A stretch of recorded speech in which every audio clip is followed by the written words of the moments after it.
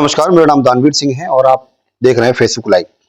जिस प्रकार से लगातार भ्रष्टाचार और धोखेबाजी के जो मामले बढ़ते चले जा रहे हैं, उस पर कहीं ना कहीं प्राइवेट आदमी नहीं, सरकारी आदमी भी इसमें लिप्त नजर आते हैं। ऐसी ही एक खबर मैं आपको दिखा रहा हूं, मुरादाबाद और संभल से जुड़ी खबर है। मैं आपको बता दूं, संभल से अभी लगभग 3 लोग जेल गए हैं, जो धोखाधड़ी और 420 के मामले में उन्हें गिरफ्तार कर बनियाठेर पुलिस ने, मतलब संभल जिले की बनियाठेर थाना पुलिस ने उन्हें जेल भेजा है। मामला उन्हें जेल भेजने से खत्म नहीं होता। मामला इस प्रकार से बढ़ता हुआ नजर आया क्योंकि मैंने जब उस खबर को पूरे विस्तार से देखा और जो प्रेस नोट मेरे हाथ में लग रहा है, वो प्रेस नोट को मेरे द्वारा पढ़ा गया। उसमें कई चीजें निकाली गई। उसमें लिखा है, शुगरवती पत्नी सत्यवीर निवासी ग्राम पंचायत बनियाठेर, थाना बिलारी, मुरादाबाद, और इनकी मृत्यु, इनकी जो हुई थी, असली जो डेट थी वो ये थी 5/11/2020 को इनकी मृत्यु हुई थी।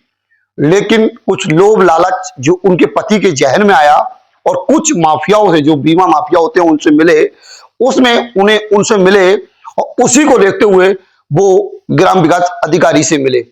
2021 में जो ग्राम विकास अधिकारी था, जो भी था, उसकी अभी क्लियर नहीं हो पाई है, लेकिन इसी मामले में मैंने अधिकारियों से बात की है और जो प्रधान ने बताया है कि राजीव कोई नाम बताया उनके द्वारा, तो ऐसे कोई सचिव थे, उनके द्वारा ये सर्टिफिकेट जारी किया गया।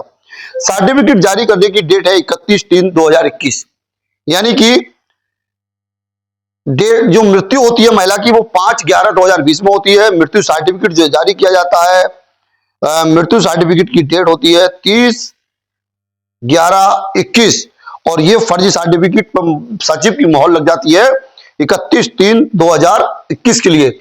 यानी कि किसी एक सरकारी आदमी जो अपनी नौकरी को दांव पर लगाकर ऐसे फर्जी सर्टिफिकेट बनाकर लोगों को देते हैं, वो अपने आप में चिंताजनक है। तो इसीलिए मैं ये खबर को लेकर आया हूं। और देखिए ग्राम प्रधान ने क्या कहा, पहले ग्राम प्रधान को सुनिए, क्योंकि ग्राम प्रधान शुगरवती हैं हर सर हमारे गांव में, उनकी मृत्यु हो चुकी है। एक उसमें 3 लोग जेल गए हैं अभी संभल जिले से, कि उनका फर्जी सर्टिफिकेट बनाया है, तो आपका क्या कहना है उसमें? सर पहले ये आप संज्ञान में तो आया है कि हाँ उसकी डेट जो है बदली हुई है, 2-4 महीने आगे पीछे उसकी डेट है।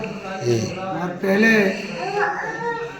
शुगरवती के जो पति हैं सत्यवीर सिंह, वो मेरे पास आए और उन्होंने जो है मुझसे प्रमाण पत्र लिखवाया कि मुझे कुछ ज़रूरत पड़ गई प्रधान जी, ये डेट डाल के और आप मुझे दे दें। अच्छा, पर्चे पे लिख के लाया था जी? हाँ, पर्चे पे लाए लिख।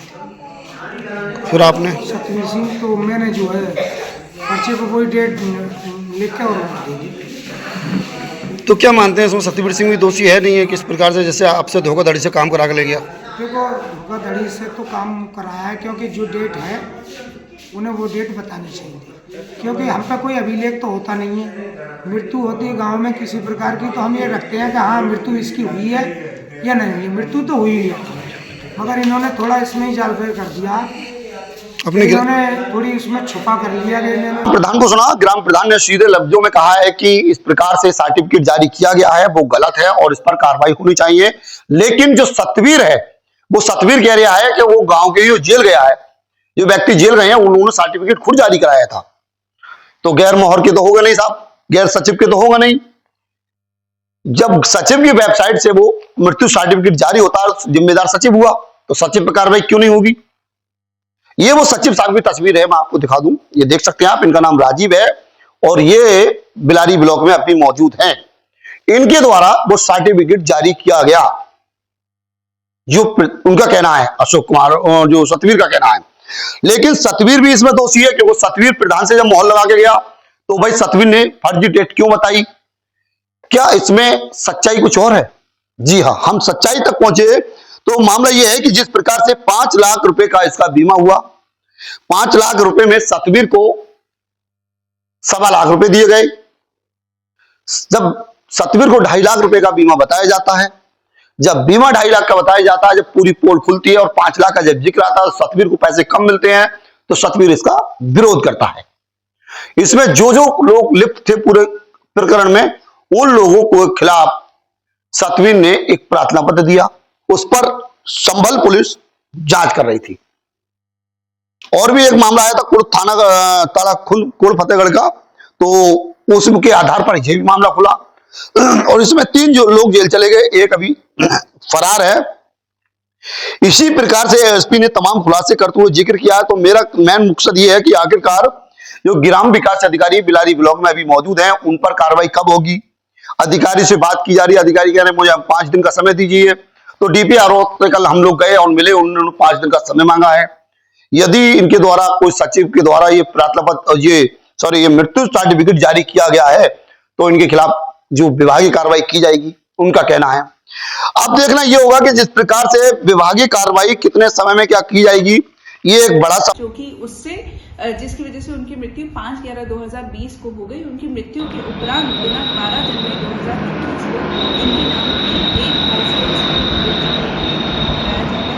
इनकी फर्जी तरीके से 31/3/2021 को फिर से मृत्यु दिखाई जाती है, जिसका मृत्यु प्रमाण पत्र बिलारी ब्लॉक से बनवाया जाता है। और इसका क्लेम की जो इन्वेस्टिगेशन है वो करने ओमकारेश्वर मिश्रा अपने अन्य साथियों के साथ आते हैं। इनको पूरी जानकारी होती है कि इनकी मृत्यु के उपरांत ये बीमा कराया गया है, जो कि पूर्ण रूप से फर्जी है। फिर भी ओके रिपोर्ट लगा दी जाती है। जब बीमा का पैसा 5 लाख रुपए इनके जिला सहकारी बैंक के खाते में आ जाता है, तब ये जो व्यक्ति हैं, क्योंकि इस खाते पर पूरी तरीके से सवाल इस बात का है कि आखिरकार जो सरकारी आदमी इस मामले में लिप्त है, उन पर कार्रवाई कब होगी।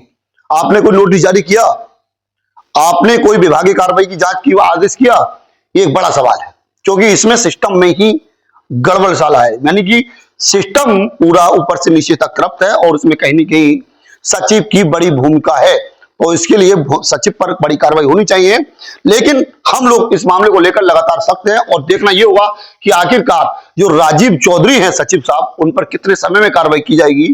क्योंकि लगातार माननीय मुख्यमंत्री योगी आदित्यनाथ जी की बात की जाए तो वो भ्रष्टाचार और धोखेबाजों के साथ सख्ती से कार्रवाई करते हैं, लेकिन अब उनके आला अधिकारी क्या बड़ी कार्रवाई करते हैं और कितने समय में इस पर सफलता मिलती है, एक बड़ा सवाल है। फिलहाल मैं अगली वीडियो के साथ आपको फिर मिलूंगा, क्योंकि 5 दिन का समय इसमें दिया है। अब देखना यह होगा कि अगले 5 दिन में क्या कार्रवाई की जाती है और क्या जो जैसे जांच दी गई है उसमें क्या समाधान निकलता है, ये बड़ा एक सवाल है। लेकिन इसी वीडियो के साथ मैं एक बार फिर मिलूंगा। और आपने सुना, देखिए डीपीआरओ साहब को हम मिले, उनकी तस्वीर भी आपने देखी, ग्राम विकास अधिकारी को आपने सुना, जो एसपी संभल है उन्हें सुना, और जो सचिव हैं उनकी भी सचिव आपने तस्वीर सुनी देखी। लेकिन जो 3 जो आरोपी जेल गए हैं उनकी भी तस्वीर आपने देखी। तो ये सीधे सीधे मैं आपको बता दूं, इसमें कहीं ना कहीं सचिव की भूमिका अहम है। और ऐसे लोभी जो होते हैं, ऐसे जो गलत काम करने वाले अधिकारी होते हैं, उनके खिलाफ सख्ती से कार्रवाई प्रशासन कब करेगा, ये बड़ा सवाल है। फिलहाल हमको बता दें, डीपीआरओ ने इस मामले पर संज्ञान लिया है और कार्रवाई का आश्वासन भी दिलाया है।